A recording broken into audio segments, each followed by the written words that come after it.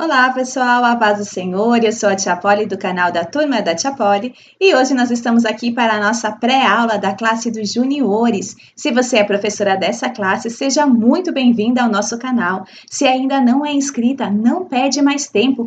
E se você gostar da nossa aula, não esqueça de compartilhar, de curtir, de deixar o seu comentário.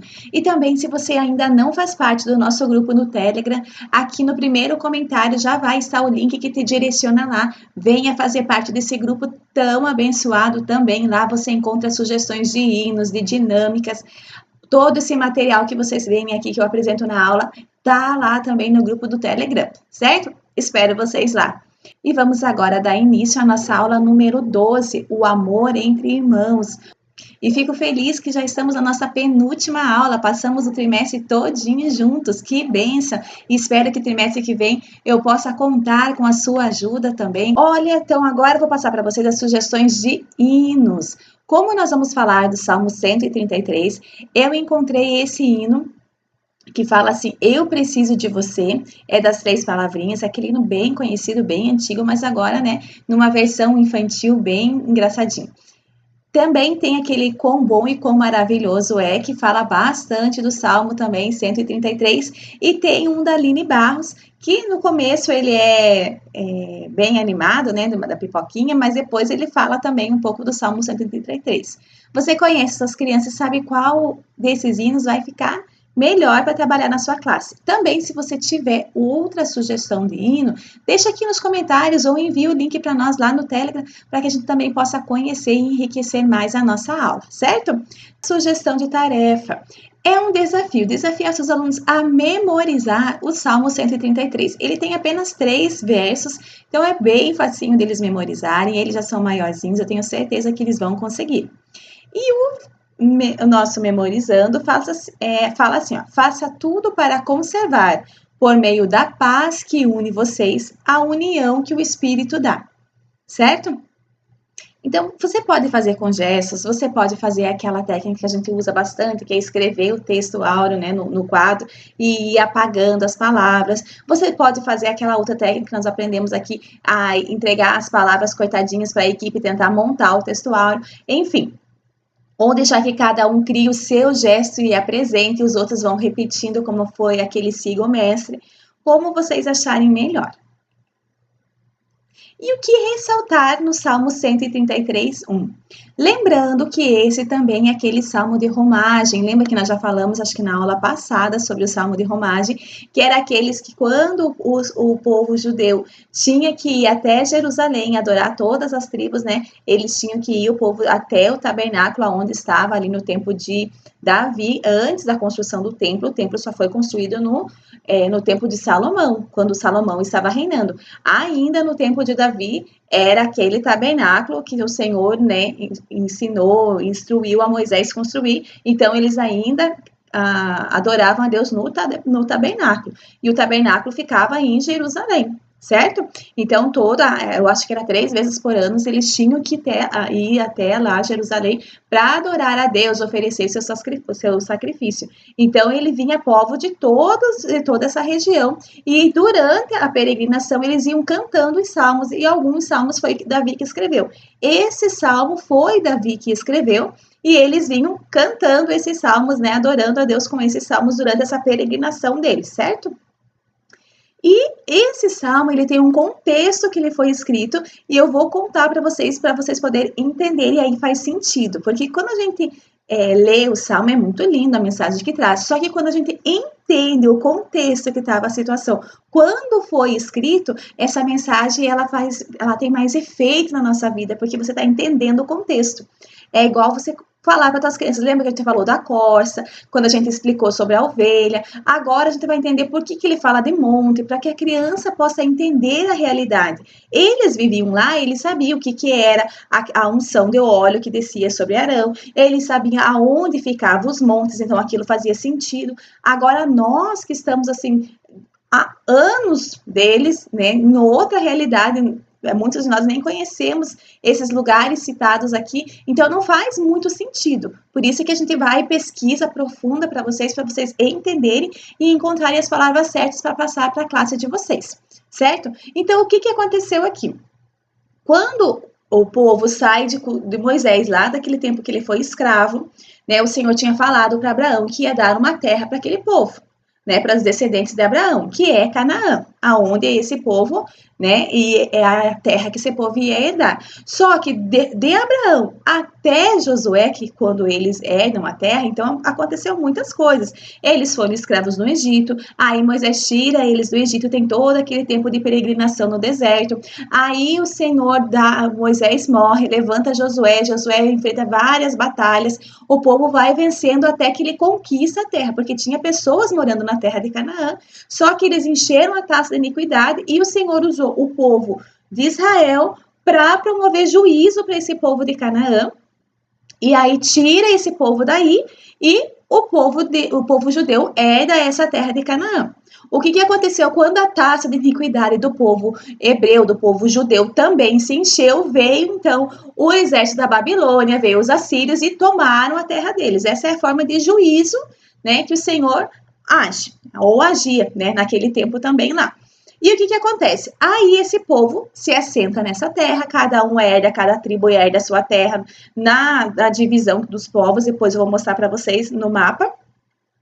E aí eles não tinham rei, eles eram governados por juízes, né? Depois tinha o sacerdote Samuel, que governou o povo por um tempo, só que cada lugar, cada tribo fazia o que bem entendia, não tinha regras muito claras. Algumas preservavam a lei, né, liam a lei, os outros se dispersaram daquilo, daí vinham aqueles povos e dominavam eles, né, os midianitas, que é o momento que levanta, né, os juízes, em determinadas ali situações, em determinados povos, levanta esses juízes para defender, para livrar o povo, mas não existia assim uma regra geral. E aí o que aconteceu? Aquele povo começa a pedir então um rei a Samuel. E aí Deus olha, atende o pedido do povo, fala com Samuel e institui Saul. E aí o que acontece? Quando o Senhor então instaura ali, institui Saul como rei, as 12 tribos aceitaram Saul, certo? E aí ele governou sobre as 12 tribos. Só que aí ele começa a fazer coisas que desagradam a Deus. O Senhor fala para Samuel, não vai ungir Davi como rei, porque eu não estou mais com Saul. E aí o Samuel vai lá, unge rei, o Davi é rei, e só que Davi era novinho, e daí tem todo aquele desenrolar, que daí começa o Saul ficar com ciúme de Davi, aí Davi vai lá e tem que estar fugindo dele, enfim, até que o Saul, ele morre. Aí o que acontece? 10 das tribos começam ali, até que Saul morre. Aí quem queria substituir, né, o Saul? As tribos entenderam que era Isbossete, o filho de Saul. Só que a tribo de Judá falou, não, nós queremos que quem reine seja Davi. E aí começa uma guerra civil, uma guerra interna, né, uma tribo contra a outra ali, todos, né, querendo, alguns defendendo Isbossete, outros Davi, e aí começa uma guerra muito sangrenta, até que Davi vence e cumpre-se a vontade de Deus, que ele é rei. E aí ele começa a reinar, então, sobre todas as tribos. Então, quando ele escreve esse salmo, ele está feliz de ver que agora todas as tribos estão unidas, adorando a Deus no lugar que Deus instituiu, que era lá no tabernáculo que ficava em Jerusalém, que era bem ao sul ali, certo? Então, é por nesse contexto desse plano de fundo, depois que acabam essas guerras, depois que eles param de brigar, depois que todos aceitam a autoridade de Davi, é que ele escreve esse salmo. E o que ele escreve então nesse salmo? Ó, quão bom e quão suave é que os irmãos vivam em união.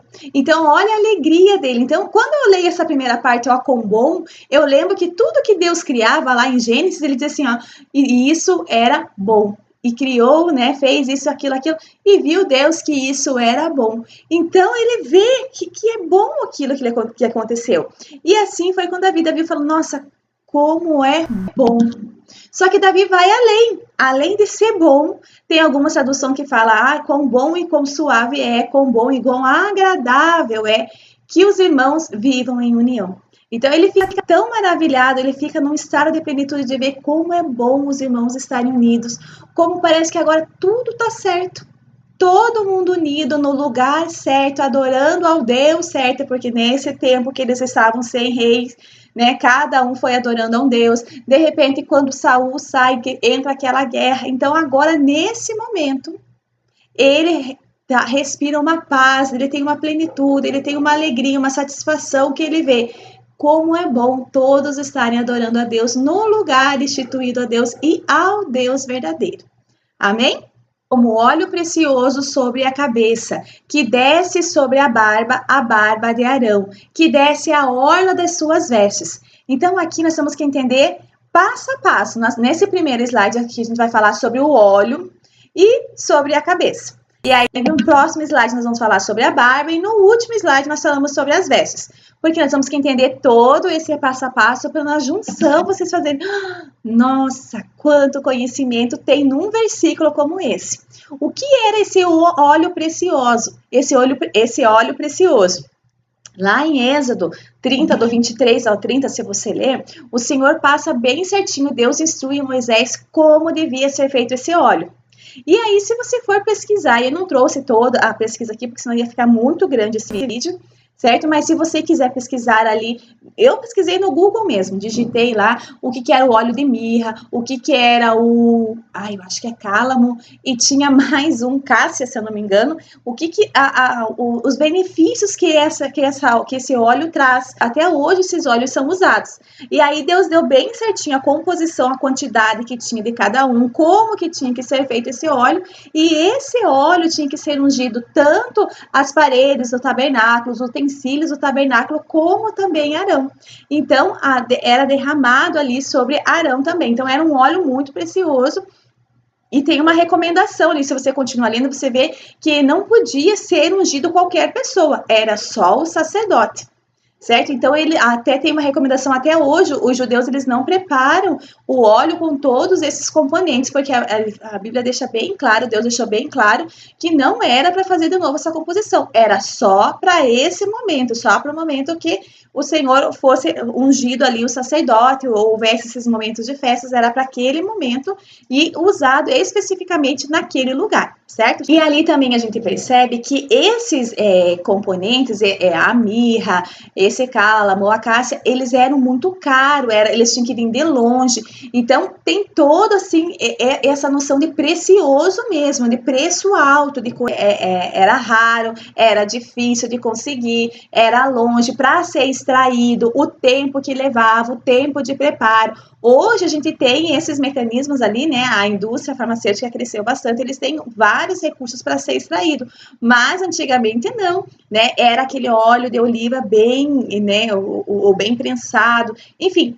Era difícil de se conseguir, então era algo precioso mesmo, algo que tinha um valor muito grande pelas propriedades dele e pelo bem que ele fazia. Por quê? Porque era tanto na parte física, porque era antibacteriano, antifugicida, anti-tanta coisa, certo? E então ele cuidava dessa parte física, como também na parte emocional da pessoa, da depressão, da ansiedade, como já falei para vocês, certo? Então, olha o cuidado que Deus tinha, né, com esse óleo, tanto com a parte física quanto a parte emocional, que a gente fala, né, quando a gente fala da parte emocional, a gente já lembra da alma, que é onde ficam as emoções. E aí, o que acontece com esse óleo? Por onde que começa a descer esse óleo? Esse óleo vem de cima e começa pela cabeça. E quem era o cabeça? Era ali Arão. Quem era Arão? Arão era o irmão de Moisés, que foi o primeiro sacerdote que o povo de Israel teve, certo? Então, Arão e Moisés, eles trabalhavam junto. Moisés era o líder, digamos, político daquele povo, aquele líder que faria o povo herdar a terra, mas o Arão, ele era o sacerdote, era o líder religioso da época, certo? Então, ambos trabalhavam juntos, unidos, cumprindo a vontade de Deus. Então, havia uma união entre eles.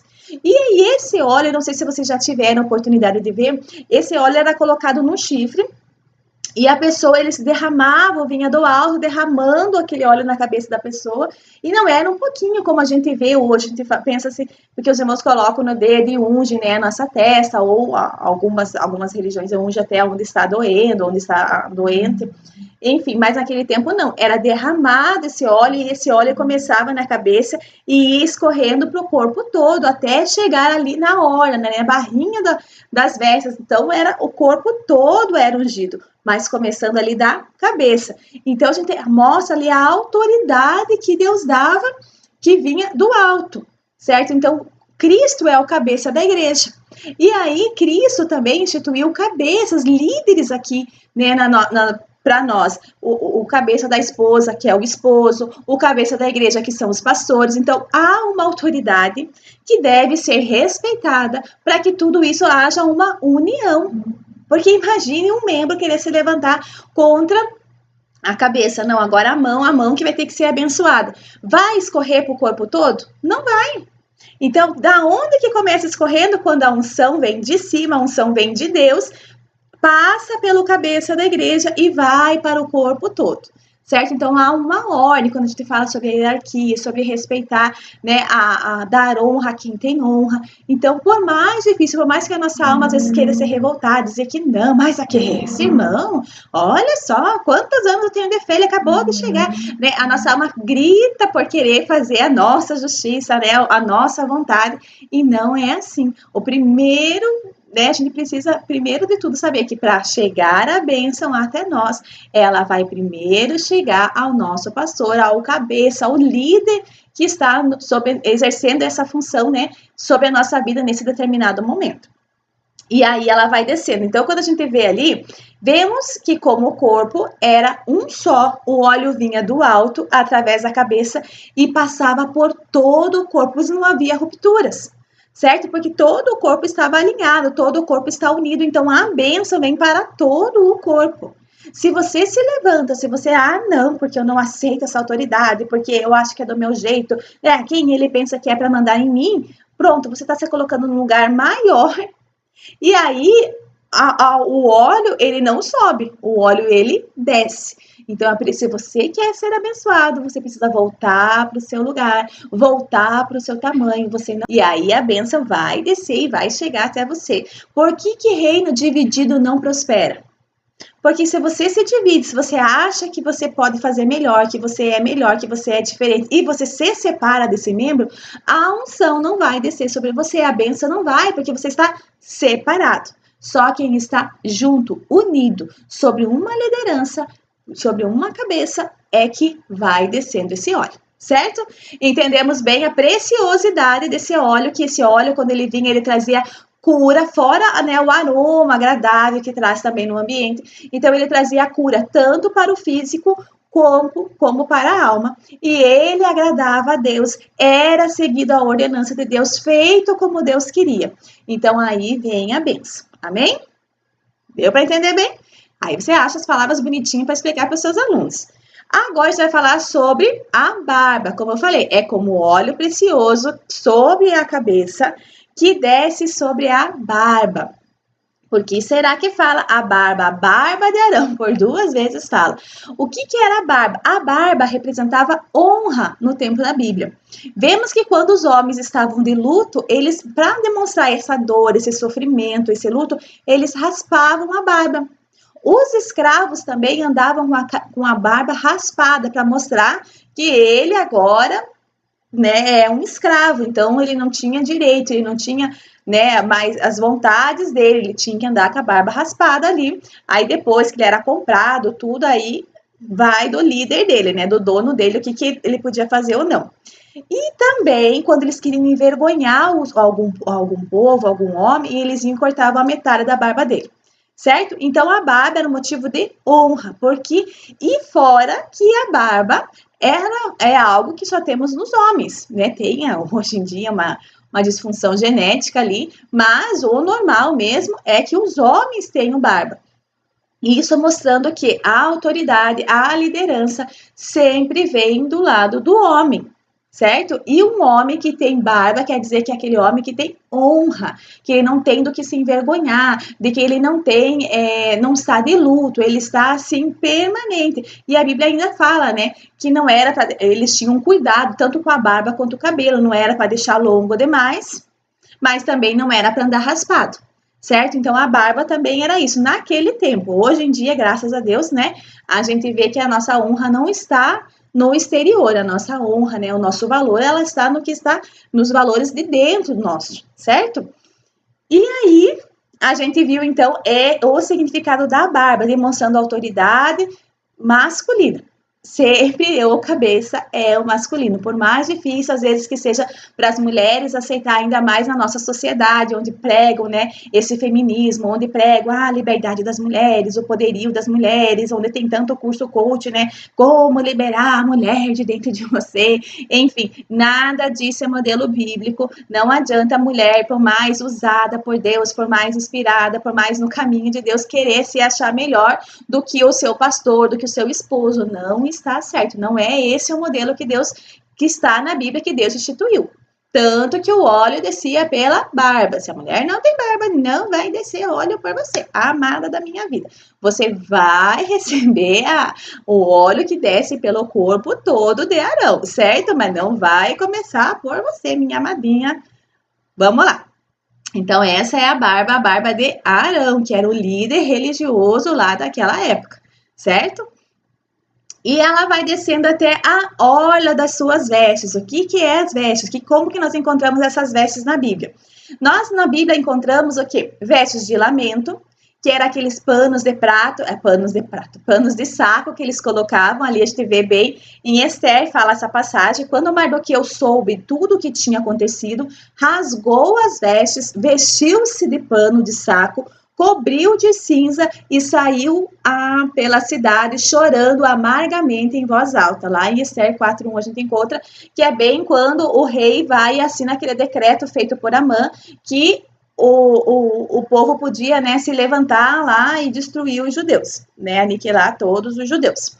E aí, quando ele sabe disso, ele rasga a roupa, né? Porque os judeus, eles demonstram exteriormente o que eles estão sentindo lá dentro. Então, ele estava despedaçado, ele estava assim, com o coração partido com aquilo.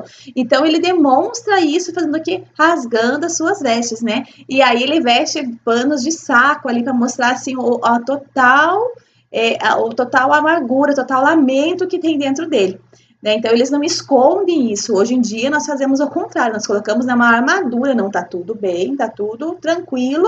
Eu escondo o que eu sinto dentro de mim, achando que isso vai se curar sozinho. E não é assim, né? Eles externizavam tudo aquilo, exteriorizavam tudo aquilo, para que o Senhor, né, para mostrar assim, não, realmente eu estou sofrendo, eu estou em luto, eu estou amargurado, eu estou triste. E aí sim o Senhor podia curar, entrar com providência na vida deles. Enquanto você está se escondendo aí, o Senhor vai deixar. Quer cobrir com uma pedra, quer pôr uma pedra no assunto? Amém, o Senhor deixa. A partir do momento que você quiser tirar isso para deixar realmente Deus curar, aí ele faz a obra. O que aconteceu com o Mardoqueu? Quando ele mostra isso, né, mostra como que tá por dentro dele, o quanto ele tá sofrendo, o quanto essa notícia deixou ele acabado, aí o Senhor consegue trabalhar na vida dele, tanto é que ele vai e fala com a sobrinha dele, né, que era a rainha, e fala, ó, para esse tempo o Senhor te instituiu. Vai lá e intercede pelo teu povo. E aí tem toda aquela história que a gente conhece e o Senhor dá o livramento. Se naquela hora Mardoqueu, né, não expressasse isso, não levasse a Deus todo esse sofrimento dele, o que teria acontecido, né? Então a gente vê ali que a gente precisa ter essa veste de lamento, às vezes aparece, né, na nossa vida. E, infelizmente temos momentos que temos que lamentar, sim, mas lamentar para a pessoa certa, que é Deus. E a gente vê também vestes de alegria, que a gente vê lá em Esther também, essa veste de alegria. Quando Mardoqueu saiu da presença do rei, com vestes reais em azul e branco, com uma grande coroa de ouro, um manto de púrpura de linho fino, e a cidadela de Suzã exultava de alegria para os judeus foi uma ocasião de felicidade, alegria, júbilo e honra. Então a gente vê que mudou as vestes. No livro de Esther fala muito sobre vestes, porque quando ele quis entrar no palácio ali para falar com a Esther, ele estava com essas vestes de pano. Esther falou, olha, mandou algum servo levar as vestes reais para ele poder entrar, não podia entrar de qualquer jeito no palácio. Certo? Então a gente tem que pedir, por isso que eu acho que em Salmos ele fala, né, o salmista fala, né, tira e troca essas minhas vestes de lamento por vestes de alegria. Então a gente tem que estar trocando essa roupagem, não é de qualquer jeito que a gente vai chegar na presença do Senhor. É igual eu falei, a gente sente tristeza, a gente sente lamento, a gente sente, né, essa decepção, a gente sente. Só que nós não podemos ficar presos nesse sentimento. Nós temos que pedir para Deus, livra-nos disso, tira isso de nós, troca essas vestes. Chega de estar em lamento, agora me dá vestes de alegria. E nós temos a veste de salvação. Ah, essa veste tem que vestir e não tirar mais, certo? Que é grande o meu prazer no Senhor. Regozija minha alma em Deus, pois me vestiu com vestes de salvação. E sobre mim pôs o manto da justiça, qual noivo adorna a cabeça como um sacerdote. Qual a noiva que se enfeita com joias? Isaías 61:10 fala sobre isso. Então, que nós possamos vestir as nossas vestes de salvação. Você reconhece, ele te veste com essas vestes de salvação. E aí, não quer dizer que agora você está blindado e nunca mais vai errar na vida. Não. Engana-se quem pensa assim. É aquele que mais cai em pecado, porque acha que está ali blindado e nunca mais na vida vai pecar. E aí o inimigo se aproveita disso e continua ali atacando ele e ele acha, não, eu já estou salvo. E não é. O que acontece quando a gente começa, a gente vai errar, a gente vai cair muitas vezes, a gente vai se arrepender, a gente vai ter que chegar na presença do Senhor pedindo perdão pelas nossas falhas, mas o Senhor vai nos vestir com um manto de justiça. E a justiça de Deus é diferente da justiça do mundo, como eu sempre falo para vocês. A justiça desse mundo quer dizer, errou, vai pagar. Fez errado, vai pagar com a vida, porque tem que ser castigado. Essa é a nossa justiça. E enquanto a gente não vê essa justiça imperando, a gente não se conforma. A gente pega aqueles versículos, você vai assentar-se à mesa dos seus inimigos, e a gente fica esperando o Senhor fazer esse tipo de justiça. Mas a justiça de Deus não é essa, é uma justiça redentiva. Ele perdoa, porque ele já pagou por esse erro. Certo? Então a gente se veste aquela justiça. Quando Deus olha para nós, ele vê isso em nós, o sangue de Cristo que nos justifica de todo o pecado. Esse é o manto da justiça, certo? E aí, a gente vê então que essa é a veste de salvação que nós temos que todos os dias estar pedindo para o Senhor, reveste-me, veste-me com essas vestes de salvação e prosseguir, com a nossa salvação e não estacionar. Nós temos que ir aperfeiçoando, ir nos santificando cada vez mais, nos aproximando mais de Deus para que a gente não possa ficar, vivendo nessa vida de pecado, certo? Para seu irmão Arão, façam vestes sagradas que lhe confiram dignidade e honra. Diga a todos os homens capazes, os quais dei habilidade, que façam vestes para a consagração de Arão, para que me sirva como sacerdote. Então, lá em Êxodo, a gente vê isso, o Senhor falando que são vestes sagradas para servir a Deus. Então, olha como a gente tem, na nossa Bíblia, assim, várias instruções. Qual veste você está vestindo hoje? Será que é uma veste de lamento? Foi sobre essa veste que desceu a unção de Deus? Será que a tua veste é uma veste de alegria? Será que você já está vestido com a veste da salvação? Ou será que as suas vestes agora são sagradas, daqueles que estão a serviço de Deus? Amém? Então, é aí que fala sobre as vestes, e ela desce sobre a veste todinha. Começa lá desde a cabeça e vai até a orla. O corpo é totalmente banhado por esse óleo sobre essa bênção. Então, essa é a conclusão do versículo 2. E agora nós vamos finalizar, então, com o versículo 3, o verso 3. Eu tenho mania de falar versículo, mas é o verso 3. Não que esteja errado, mas como o Salmo a gente vê que não é uma história corrida, são hinos, as pessoas preferem hinos, poesias, as pessoas, preferem chamar de verso. E o que ressaltar, então, lá no verso 3, que fala assim, como o orvalho de Hermon, e é como que desce sobre os montes de Sião, porque ali o Senhor ordena a bênção e vida para sempre. Se você fala isso, você lê isso, que legal, um orvalho que desce do Hermon e vai lá para os montes de Sião e tá tudo bem. Só que se você for ver na geografia bíblica, na geografia aonde fica cada monte, aí você começa a entender o que isso quer dizer. Porque olha só, o que é a união?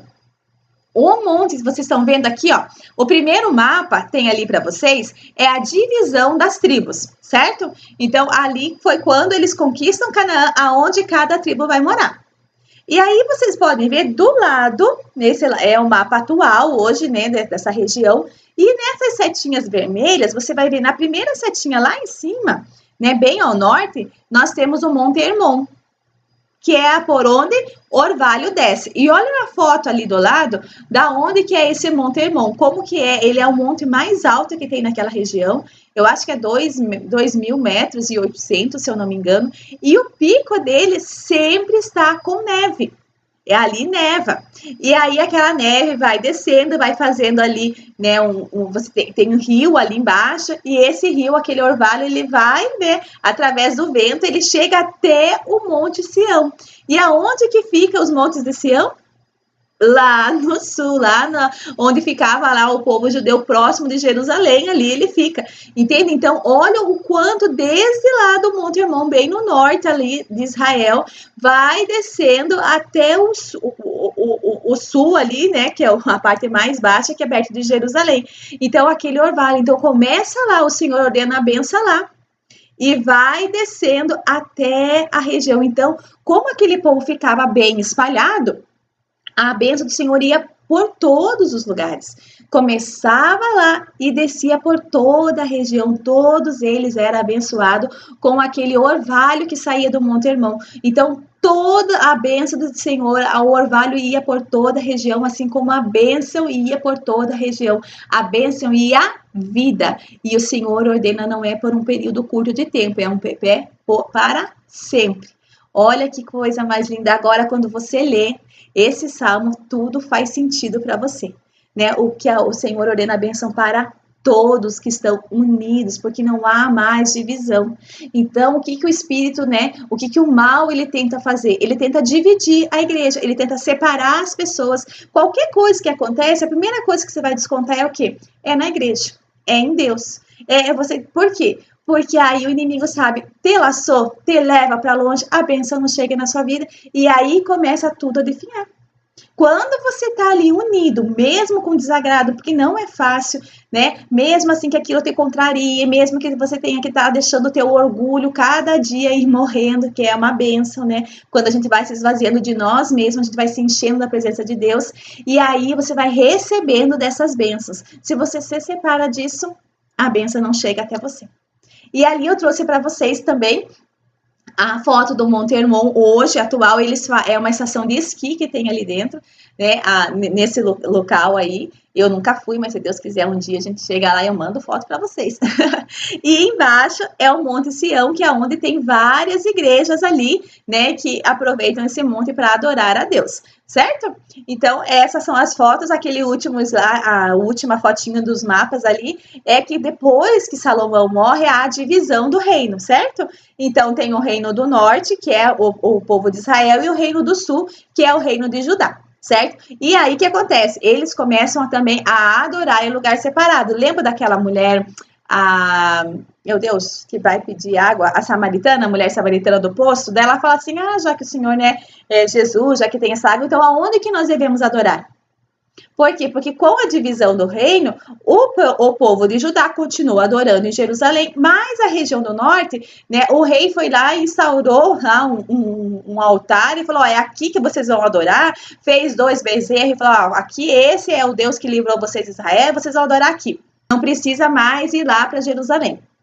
E aí, o que acontece com esse reino?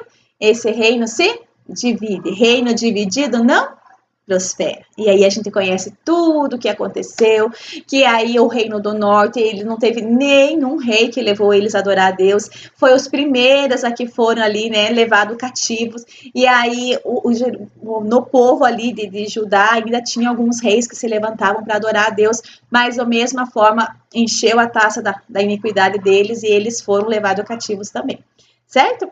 E aí, para resumir, né, um resumo bem grande, é essa a história desse salmo abençoado. Então, que Deus possa abençoar a vida de vocês, que vocês estejam ali unidos e ensinem os seus alunos a ficarem unidos. Então, não é só ser bonzinho com o coleguinha que está do lado, não é só brigar com o coleguinha, não é só isso que a gente precisa ensinar para eles, mas é eles entenderem que eles estão debaixo sobre uma autoridade instituída por Deus, que realmente às vezes ela contrasta muito com o nosso eu, às vezes não é fácil, a gente tem pastores que a gente, né, louva a Deus, que eles edificam a nossa vida, né, e tem pastores que às vezes a gente, Senhor, tem que quebrar muito a gente para a gente poder estar ali debaixo da graça, ser abençoado, receber, e eu sempre digo, é mais fácil nós descermos voltarmos ao nosso tamanhinho ali, para recebermos a bênção do que levantar uma barreira e fazer, né, se dividir ali e fazer com que a bênção passe do nosso lado, mas não chegue até nós, certo? E é isso, então, agora, como para finalizar, nossa sugestão de brincadeiras é essa aqui. Eu não sei como que é o teu espaço na sua igreja. Se você puder brincar ali com eles no pátio, é muito legal. Você delimita o espaço, ó. Vocês vão sair daqui, correndinho, e quem chegar primeiro nesse ponto aqui vai ser o vencedor. Eu brincava na minha sala de aula, né? Então eu tinha que dividir ali, porque se eu levasse eles para o pátio, na brincadeira, na gritaria ali, ia atrapalhar as outras aulas. E aí, se for na tua sala, você também divide esse espaço ali e vai amarrar as perninhas. Se você tem poucas crianças, por exemplo, eu tenho só 8 crianças, então você pode fazer, ó, um time com 4 para cá, um time com 4 e amarra as perninhas deles, né? De 4 em 4. Vocês estão vendo ali pela foto que é prender perninho. O que eles vão ter que aprender aqui? Que não adianta você ser veloz, porque sozinho você não vai chegar, você vai acabar derrubando os teus colegas e ir sozinho não dá certo. Então você vai ter que aprender a diminuir a sua passada para andar no mesmo compasso do seu amigo para que haja equilíbrio e você chegue lá. A Bíblia mesmo fala, né, é melhor 2 do que 1, porque se um caiu, o outro ajuda a levantar. Então aí eles vão ter que aprender os dois a andar no mesmo compasso para ter a velocidade adequada para poder chegar antes. Mas eles vão aprender que só andando junto é que eles vão chegar até o final. Amém? Que Deus abençoe a aula de vocês, que seja uma aula abençoada. E eu espero vocês para nós finalizarmos o nosso trimestre semana que vem. Tchau, tchau para todos vocês, uma boa aula e que Deus abençoe.